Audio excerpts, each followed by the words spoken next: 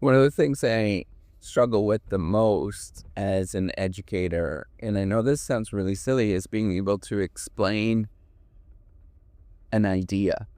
And, for me, ever since I was little, I often, it was probably, I was in special ed until I was in like fifth grade, sixth grade. But then after that, and I'm sure it was happening to me, is I would just naturally kind of get things. And I wouldn't know how to explain how to get there. Does this mean that I wouldn't struggle at things? It was really difficult for me, and say my engineering degree, for example, it was very difficult, and there was challenges, but there was a lot of things that I would intuitively get because I would study really hard at something. And then it would be very clear to me, but I wouldn't know how to explain it. And I wouldn't know how to slow it down. And what my experience as a professor since when I began, professoring, this is back, I started in 2012. Um, when I began, I thought most people would intuitively get things and would be at the same level. And I know it sounds really like, um, I know it sounds pretentious to say that, but one of the most important things I've learned repeatedly is I need to slow things down a lot more.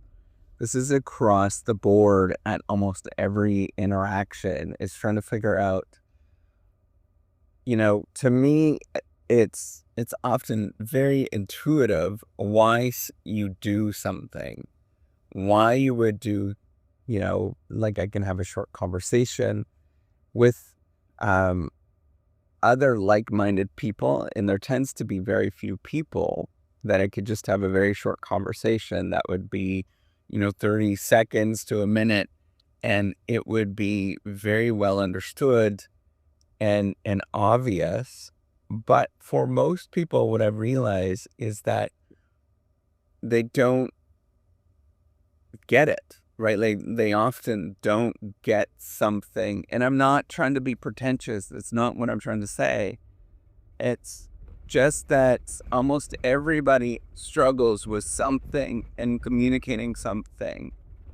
Um, I have grown to be a much better writer than I ever used to be, and that was just through a tremendous amount of repetition. I used to really struggle at that. I remember doing phonics when I was a kid. That was a breakthrough thing, and I was learning that in special ed.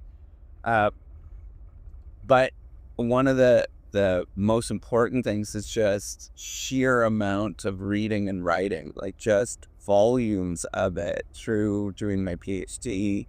I'm still a slow reader compared to, uh, many of my peers. I can't keep up to them, but I'm better than a lot of other people. And I can form ideas. One of the things, I can form really sharp ideas, but they don't stick in my head. They kind of disappear extraordinarily quickly. Particularly if there's a distraction, I won't be able to form those ideas. So, artificial intelligence has been, a game changer for me because I can now communicate in paragraph ideas like I would do in my head. Um, versus when I used to write it down, I would write, 5 words, forget what I was writing, and then I would have to stop and think of a completely different concept. But, the challenge with all of these things is what I'm trying to get at is that we all learn differently. And some of us may never be at the same level, right? Like I recognize that there are real big differences, but we also learn differently, and we are at different levels in different areas. And so one of the biggest insights I can ever share, and I can explain, um, it's not about actually doing more work and more education and more teaching that matters. It's actually less. It's slowing it down. It's trying to figure out how to connect. It's trying to really pare things down